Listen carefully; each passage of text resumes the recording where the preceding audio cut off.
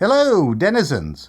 I have not seen the new Snow White movie from Disney, but I did accidentally run into this giant poster when exiting Mickey 17. It was totally unexpected and quite a shock.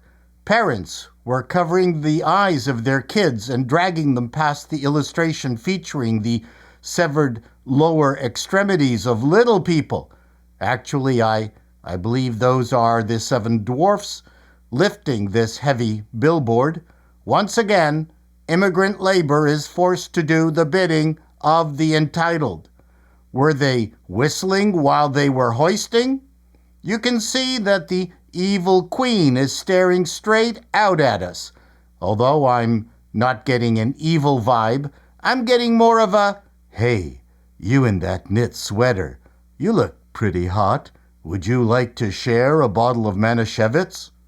Over to the right, Snow Latina is holding the poisoned apple. Sorry, spoiler alert. And looking at the bird thinking, "Oh boy, squab for dinner."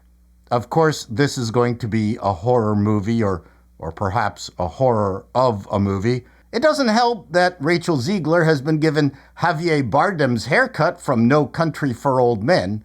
Just remember that this semi-live action version is meant to celebrate the most important gamble in Walt Disney's career, the creation of the first full-length animated feature.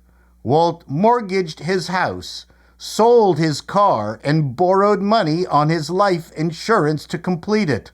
Of course, this version was supposed to coincide with Disney's 100th anniversary, which happened back in 2023. Considering Disney's present management, this is right on time. Still, we're talking about a celebration of one of the most important cinematic, artistic, and financial achievements of all time. The existing Disney, packed as it is with pronoun-supporting activists, would never exist if it were not for Snow White, which they all hate.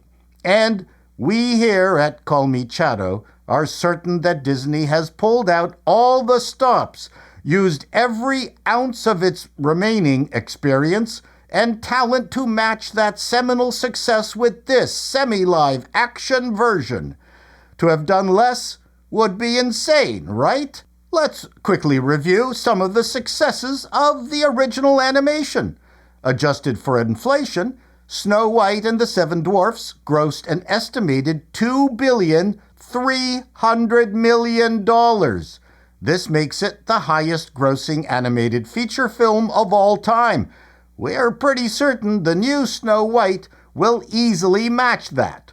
The original received a standing ovation at its premiere at the Carthy Circle Theater.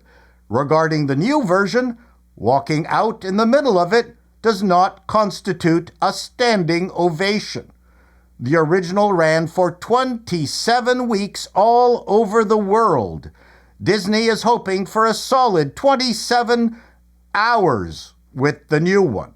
And as far as reviews went, in 1937, Variety observed that, "So perfect is the illusion, so tender the romance and fantasy, so emotional are certain portions when the acting of the characters strikes a depth comparable to the sincerity of human players, that the film approaches real greatness."